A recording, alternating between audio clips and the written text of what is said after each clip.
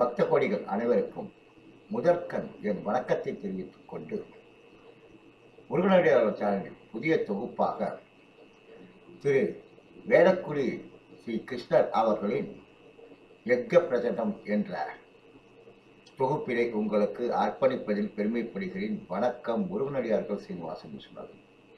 Welcome to all devotion viewers of Muruganadiyar channel. The new playlist I am going to start with Vedakudi Sri Krishna Iyer. The Yagna Prasantam new chapter is going to present to you for you.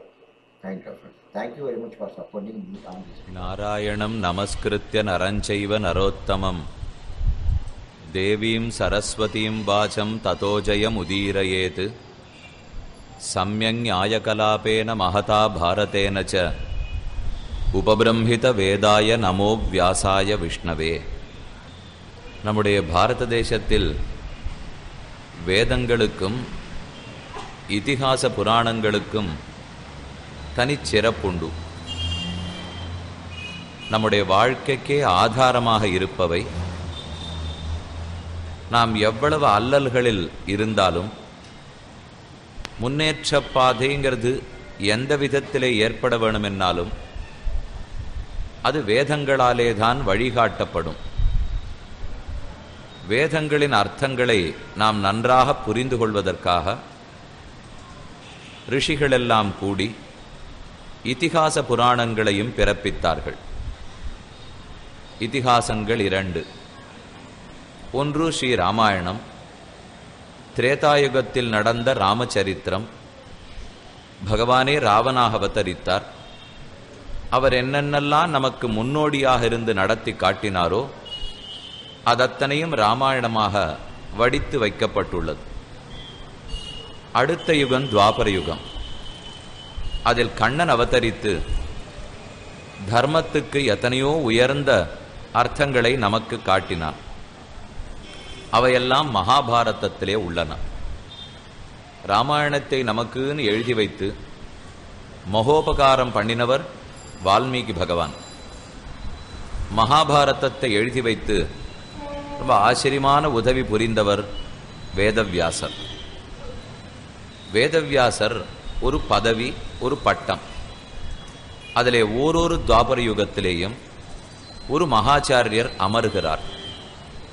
அவர் அமர்ந்து வேதங்களை நமக்குன்னு பிரித்து கொடுத்து இதிகாச புராணங்களை எல்லாம் உலகத்திலே பரப்பி தர்மம் தழைப்பதற்காக வழிவகுப்பர். அதிலே பராசர மகர்ஷியினுடைய புதல்வர் வேதவியாசர் ரொம்ப பிரசித்தமானவர். வியாசம் வசிஷ்ட நப்தாரம் சக்தே பௌத்திரமகல்மஷம் பராசராத்மஜம் வந்தே சுகதாதன் தபோநிதிம் என்று நாம நித்தியப்படி சொல்லிருக்கோம். பிரம்மாவனுடைய குமாரர் வசிஷ்டர், வசிஷ்டருடைய குமாரர் சக்தி, சக்தியோட குமாரர் பராசரர், பராசரர் பெற்றெடுத்த குமாரர் வேதவியாசர், வேதவியாசருடைய பிள்ளை சுகாச்சாரியர். இப்படித்தான் அவர்களுடைய குரு பரம்பரை ஓடி செல்லுகிறது. இதில் இப்ப நாம பார்க்க போறது ஒரு முக்கியமான கருத்தினை, மகாபாரதத்திலே சொல்லப்பட்டிருக்கிற ஒரு அர்த்தத்தை, அதில் இருக்கிற ஒரு பருவத்தின் ஒரு பிரகரணத்தை. வேதவியாசர் மகாபாரதத்தை எழுதினார். ஏன் எழுதினாருங்கிறது பலருக்கும் தெரிந்திருக்கும். இருந்தாலும் முதல்ல அதை பற்றி ரெண்டு வார்த்தை சொல்லிவிட்டு மேற்கொண்டு நம்முடைய தலைப்பெண்ணங்கிறதை அனுபவிக்கலாம். சம்யங் நியாயகலாபேன மகதா பாரதேனச்ச உபபிரம்ஹித வேதாய நமோ வியாசாய விஷ்ணவே. வேதத்துக்கு உபபிரம்மணமாய் மகாபாரதத்தை அருளி செய்தார். உபபிரம்மணம் நாள் பிரம்மம்னே வேதத்தை சொல்லுவார்கள். உபபிரம்மணம் நாள் வேதத்துக்கு வலு சேர்ப்பதற்காக, அதன் அர்த்தங்களை நாம் இன்னும் நன்னா புரிஞ்சுக்கணுங்கிறதுக்காக இதிகாச புராணங்கள் உபபிரம்மணங்களாக பிறக்கும். அதைத்தான் வேதவியாசர் பண்ணினார். சம்யங் நியாயகலாபேன மகதா பாரதேனச்ச பெரிய பாரதத்தை எழுதி வைத்தார். அதற்கு பஞ்சமோ வேதகான்னு பட்டம் உண்டு. பாரதத்துக்கு 5வது வேதம்னு பட்டப்பெயர் உண்டு. மேலும் வேதத்தை சில பேர் தான் சொல்ல முடியும், சில பேர் தான் கற்க முடியும். எல்லாருக்குமாக வேதம் ஆகணுங்கிற எண்ணத்தோடே 5வது வேதமாய் மகாபாரதத்தை வேதவியாசர் படைத்தார். இதை எப்படி எழுதினாருங்கிறதையும் பெரியோர்கள் சாதிக்கிறார்கள். மதி மந்தானம் ஆவித்ய ஏனாசௌ ஸ்ருதி சாகராது ஜகத்ஹிதாய ஜனிதா மகாபாரத சந்திரமாக. மகாபாரதம்ங்கிற அமிர்தக்கலை தோன்றித்து. எங்கிருந்து வேதவியாசர் அந்த அமிர்தத்தை கடைந்தெடுத்தார்? வியாசருக்கு கிருஷ்ண துவைபாயனர்னு ஒரு பேர் உண்டு. கண்ணனுக்கு கிருஷ்ணன்னு பேர், இவருக்கு கிருஷ்ண துவைபாயனர்னு பேர். கூடவே நம்மாழ்வாருக்கு கிருஷ்ண திருஷ்ணா தத்துவம்னு பேர். இவர்கள் மூவரையுமே கிருஷ்ணனுடைய சம்பந்தப்படுத்தியே தான் பார்க்கிறோம். இந்த கிருஷ்ண துவைபாயனராகிற வேதவியாசர் அவரும் கடல் கடைந்தார். பகவான் பார்க்கடல் கடைந்து தேவர்களுக்காக அமுதத்தை எடுத்து கொடுத்தான்னு கேள்விப்பட்டிருக்கிறோம். இப்ப நாம பார்க்க போறது கண்ணன் கடைந்த கடல் அல்ல, கிருஷ்ண துவைபாயனர் உபனிஷத்துக்களாகிற கடலை கடைகிறார். அங்கு மந்தரமலை மத்தாக நாட்டப்பட்டது. கண்ணன் மந்தர பர்வத்தத்தைத்தான் மத்தாக வைத்தான். ஆனால் கிருஷ்ணத்வைபாயனரான வேதவியாசர் தன்னுடைய மதி புத்தியையே மந்தர பர்வத்தமாக நாட்டினார். மதி மந்தான மாவித்ய ஏன அசௌ ஸ்ருதி சாகராத்.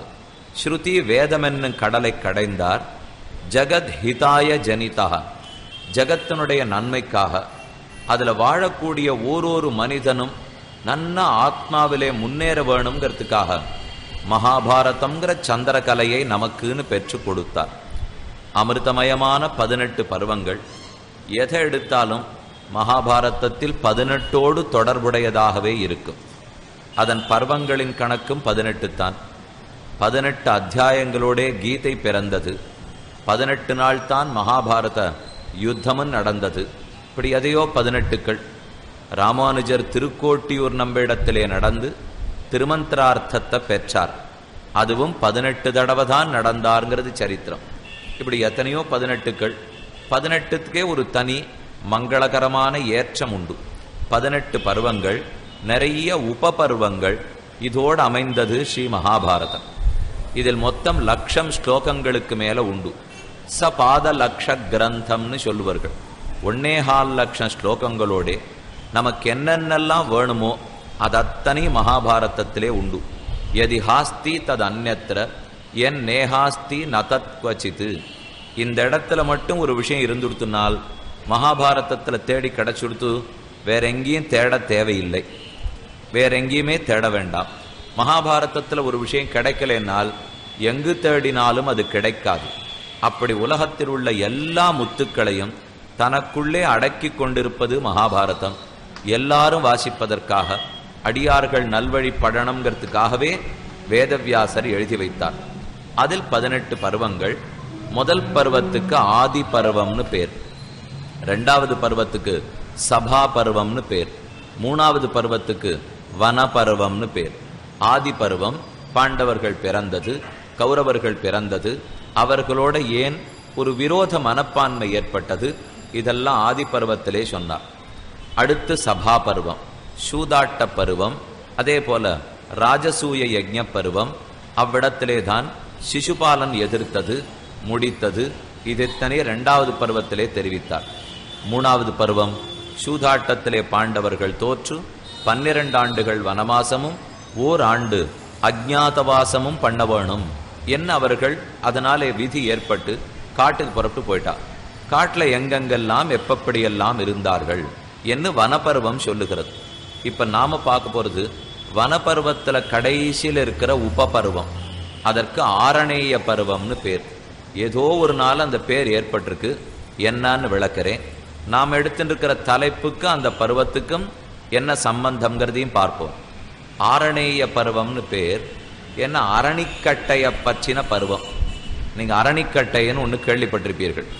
யஜ்ஞம் தொடங்க வேண்டும் என்றால் அந்த கோலை தேய்த்து தீப்பொறி கிளப்பி அதிலிருந்து தான் யாகத்தையோ யஜ்ஞத்தையோ ஹோமத்தையோ தொடங்க வேண்டும்.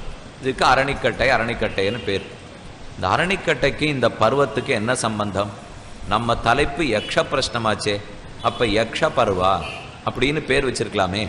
ஏன் ஆரணேய பருவான்னு பேர் வந்ததென்னால் மகாபாரதம் முழுக்க முக்கியமான கருத்து எதுவெனில் கண்ணன் பஞ்சபாண்டவர்களை எப்படி ரட்சித்தான், இதுதான் கருத்து. தன்னுடைய பக்தர்களை பகவான் எப்படி ரட்சிப்பன்கிறத தெரிஞ்சுக்கிறதுக்கு இத்தனை கதை, கிளைக்கதை, உட்கதை, எல்லா கதையும் ரொம்ப சுலபமா கடைசியில புரிஞ்சுக்க வேண்டியது. யாரை ஏமாத்தினாலும், எதை மாத்தினாலும், எத்தனை பொய் பேசினாலும், எவ்வளவு திருடினாலும், எவ்வளவு சத்தியத்தை மாத்தி பேசினாலும் தன்னை ஆசிரியத்தவர்களை பகவான் கைவிடுவதில்லை. இதுதான் மொத்த 18 பருவாவுக்கும் தேறின கருத்து. இந்த கருத்தினாலதான் இப்ப பேரே இந்த மாதிரி வந்துடுத்து. தாரணேய பருவா ஏன் பிறந்ததுன்னு பார்ப்போம். 12 ஆண்டு வனவாசம் முடிய போறது. அடுத்த ஒரே ஒரு வருஷம் மட்டும்தான் அஜ்ஞாதவாசம். எப்படியாவது இதை உடைத்து திரும்ப இவர்களை காட்டுக்குள் தள்ளிவிட வேணும். இது துரியோதனன் மனசில் இருக்கிற தீய எண்ணம். அதற்கு என்னென்ன பண்ணியாவது இதை நிறைவேற்றி விடலாம் என்று துரியோதனன் நினைத்து கொண்டு ஒரு யாகம் பண்ணினார். அந்த யாகத்திலிருந்து ஒரு பூதம் உருவாயிற்று. அதற்கு கிருத்தியைன்னு பேர். அந்த பூதத்தை ஏவி விட்டுட்டோம்னால் நாம யார் பேர்ல ஏவுகிறோமோ அவர்களை போய் கொன்னுட்டு வரும். ஆனால் அதிலேயே கூட ஒரு விதி உண்டு. ஏற்கனவே இறந்து கிடப்பவர்களை பூதம் ஒன்றும் செய்யாது. அது கொல்றதுக்குன்னு ஏவி விடுறாடோ இல்லையோ, அதனால வேகமா ஓடி வரும், பஞ்சபாண்டவர்களை கொன்னுட்டு திரும்பி போடும். இந்த எண்ணத்துல தான் துரியோதனன் ஏற்பாடு பண்ணியிருக்கான். பூதமும் ஓடி வர ஆரம்பிச்சுடுத்து. கண்ணன் பார்த்தார், துரியோதனன் மனசையும் இப்ப மாற்ற முடியாது, பூதத்தையும் நில்லுன்னு சொல்ல முடியாது, பாண்டவர்களையாவது மறைஞ்சுக்கோன்னு சொன்னான். க்ஷத்திரியர்கள் நாங்க மறைஞ்சுப்போமான்னு இவன் பிடிவாதம் பிடிக்க போறான். ஆக மொத்தத்துல இவா யாரும் நாம சொன்னதை கேட்க போறதில்லை. ஆனாலும் நான் தான் இவர்களை ரட்சித்தாகணும். அப்ப ஒரே வழி என்ன, இவர்களை இறந்தவர்களை போல ஆக்கிவிட வேண்டிதான். அப்படின்னா பூதம் வந்து பார்த்துட்டு போய் வெள்ளம் போயிட்டா போல் இருக்குன்னு திரும்பி போயிடும் இல்லையோ. அதனால ஒரு கதையை ஏற்படுத்துகிறான் கண்ணன். என்ன கதைன்னு பார்ப்போம். எப்படி இறந்தவர்களை போல இவர்களை படுக்க வைத்தான் என்னால், இவர்கள் துவைத்தவனம்ங்கிற காட்டிலே வசித்து வந்தார்கள். 12 வருஷம் ஒரு காட்டிலையா இருந்துன்னு வந்தா, அதுல துவைத்தவனத்துல இருந்து வனப்பருவா முடிச்சுட்டு அடுத்தது அஜ்ஞாதவாசம் தான் 4வது பருவம், விராட்ட பருவம். அதனால இப்ப நாம் இருக்கிறது வனப்பருவத்தினுடைய கடைசி உபபருவம், ஆரணேய பருவத்தில். ஒரு பிராமணன் திடீர்னு பஞ்சபாண்டவர்களிடத்துல ஓடி வருகிறான். எனக்கு நீங்க தான் ஒத்தாசை பண்ணணும். நான் யஜ்யம் பண்றதுக்காக வச்சிருந்த அரணிக்கட்டை, அது நான் ஒரு இடத்துல மரத்துல மாட்டி வச்சிருந்தேன். ஒரு மான் அந்த மரத்துல தன்னுடைய உடம்ப தேய்ச்சின்னு இருந்தது. மானோட கொம்பில் அரணிக்கட்டை சிக்கி கொண்டது. அதனால மான் ஓடி படுத்து. எங்கள்கிட்ட இப்ப அரணிக்கட்டை இல்லை. அரணிக்கட்டை இருந்தா தான் நாளை கார்த்தால அக்னிஹோத்திரம் நடக்கும். ஆகையாலே நீங்க க்ஷத்திரியர்கள் ஆனபடியால் பிராமணர்களை ரட்சிக்க வேண்டியது உங்களுடைய கடமை. நான் இப்ப வந்து பிரார்த்திக்கிறேன், அந்த மான பிடிச்சுன்னு வந்து என் அரணிக்கட்டையை வாங்கி கொடுன்னாம் பிராமணன். தர்மபுத்திரர் பார்த்தார், வாஸ்தவம் தானே பிராமணர் கேட்கறது, நாம போய் கண்டிப்பா தேடி கண்டுபிடிச்சுன்னு வந்து அரணிக்கட்டையை கொடுத்துருவோம்னு மானின் பின்னே ஓடத் தொடங்கினான். மான் போக்கு காட்டி ரொம்ப தூரம் ஓடித்து. எங்க போச்சுன்னே கடைசியில தெரியல. இவர்கள் ஓடி வந்து வியர்த்து போய் உடம்புல இருக்கிற சக்தி அத்தனையும் குன்றி போய் தொண்டையில ஒரே தீர்த்த தாகம், வயிற்றுல பசி, அடுத்த அடி எடுத்து வைக்க முடியாத நிலைமை. அப்பதான் நகுலன் கிட்டத்தட்ட அழற நிலைமைக்கு வந்துட்டான். தமையனாரே, எங்கேயோ தப்பு பண்ணிட்டோம், எதையோ தேடிக்கொண்டு ஓடி வந்திருக்கிறோம். இது பூதமோ பேயோ என்ன மாயையோ நமக்கு தெரியல. இனிமே நம்மால போக முடிய போறதில்லை. ஒரே தீர்த்த தாகம், என்ன ஆக போறதுன்னு தெரியல. நடுக்காட்டுல சிக்கினுட்டோம், திரும்ப போறதுக்கு வழி தெரியல. இதெல்லாம் நகுலன் பேசினான். அப்பதான் தர்மபுத்திரர் சொன்னார், மூத்தவர், தர்மத்திலே எப்பொழுதுமே நிலை நிற்க கூடியவர் யுதிஷ்டிரன் என்னவருக்கு பெயர். யுத்தத்துல ஸ்திரமாக இருக்கிறபடியாலே தான் யுதிஷ்டிரன் என்று பெயர் பெற்றார். அர்ஜுனனுக்கு அந்த பெயர் கொடுத்திருக்கலாம், பீமசேனனுக்கு அந்த பெயர் கொடுத்திருக்கலாம். நம்ம எல்லாரும் கேட்டாலும் யுதிஷ்டிரனா, யுத்தத்துக்கு அவருக்கும் தூரம் அதிகமாச்சே இப்படி நாம சொல்லுவோம். அர்ஜுனன்னா யோத்தான்னு ஒத்துப்போம், பீமசேனன்னா சண்டை போடுவோம்னு ஒத்துப்போம், தர்மபுத்திரன்னா சண்டை வேண்டான்னே சொல்லிட்டு இருக்கிறவர் இப்படின்னு பேசுவோம் இல்லையோ. ஆனா என்னமோ தெரியல, பெரியோர்கள் யுத்தத்துல ஸ்திரமா இருக்கிறவர்னு தர்மபுத்திரனுக்கு தான் பேர் கொடுத்திருக்கா.